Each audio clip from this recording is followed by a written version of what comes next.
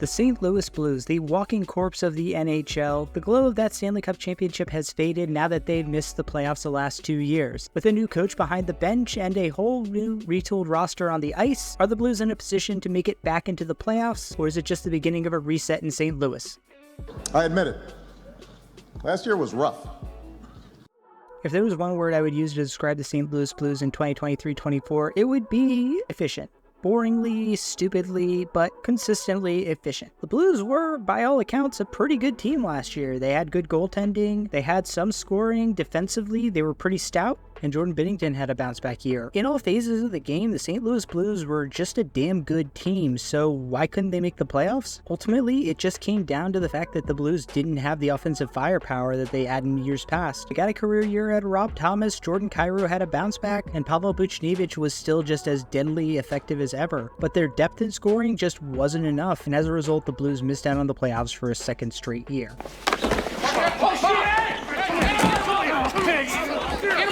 The Blues were also undone by an uncharacteristically slow start to the season, hovering around 500 through the month of October, and then going on a mini push in November that got them to 3 games over 500. Unfortunately, a 4-game losing streak to start December was the bottom falling out for the Blues, and they proceeded to fire head coach Craig Berube. Whether you think firing Berube was a mistake or not, and personally I do think it was a mistake, you have to admit that their hiring of Drew Bannister to replace Berube worked out pretty well. A 30-19-5 record down the stretch for the Blues that put them 5th in the division and almost into a wildcard spot when all things were said and done. Bannister now has the permanent job, kind of similar to Berube before him, and I'll be interested to see how he does with a full offseason under his belt and the chance to really shape the Blues in his image. You're a star, you're on top, somebody bring you some hair. You should kill yourself.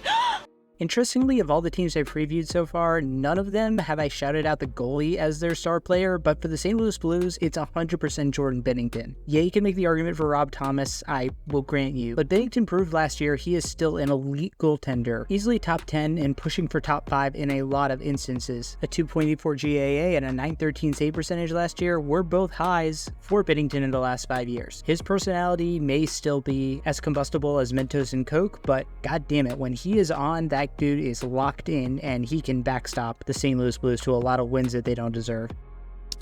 Oh, this guy again.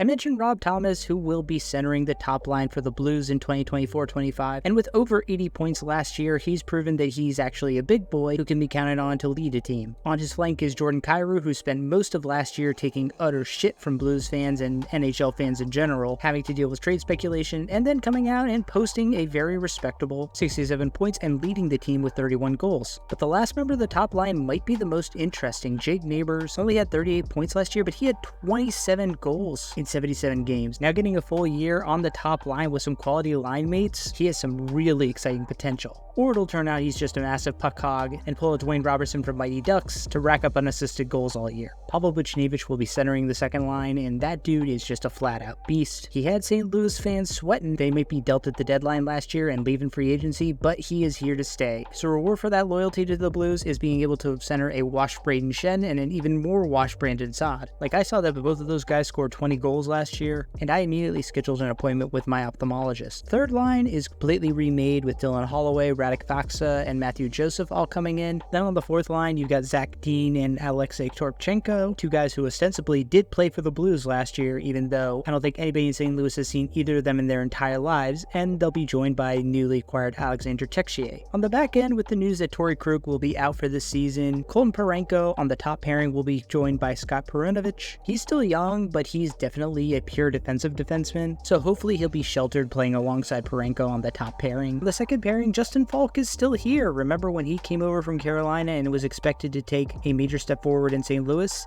Yeah, that never quite happened, but he's still a, I guess, serviceable second pairing defenseman, and he'll be paired with the newly acquired Philip Broberg. On the third pairing, it's a couple of guys who I genuinely didn't realize were still in the NHL.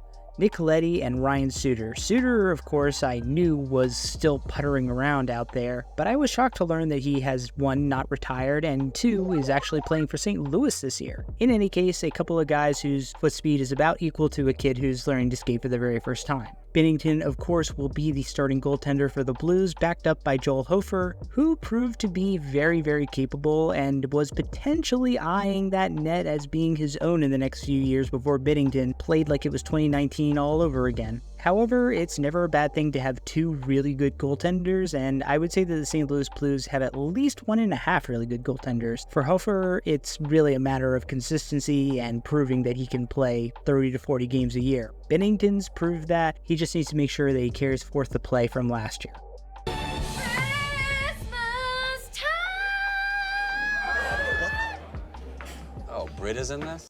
The Blues made waves this offseason by being the first team in a long time to offer two honest-to-goodness RFA offer sheets to Philip Broberg and Dylan Holloway of the Edmonton Oilers. Strategically, I get it. It's a smart move to take away some talent from the best team in the Western Conference. You're adding guys who are still both relatively young, and you're making them offers that you know that the Oilers can't match because of their cap situation. Having said that, though, are we really sure that Dylan Holloway and Philip Broberg are that good that they're worth handing out an overvalued contract and giving up draft compensation to add them? Personally, I think the Oilers got the better end of the deal, letting these two go and recouping the compensation, while the Blues are really heavily betting on upside for both of these guys. That's not bad. Pavel Buchnevich is just such a steadying influence. He's the kind of guy that every team should want to have in their top six.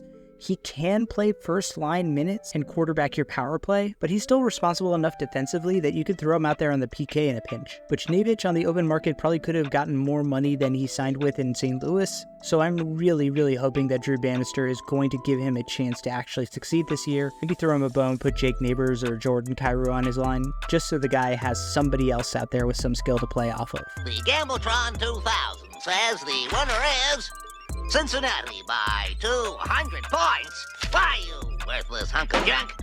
The Blues were really close to making the playoffs last year, and like I said, they just did not have the offensive firepower to make it over the hump.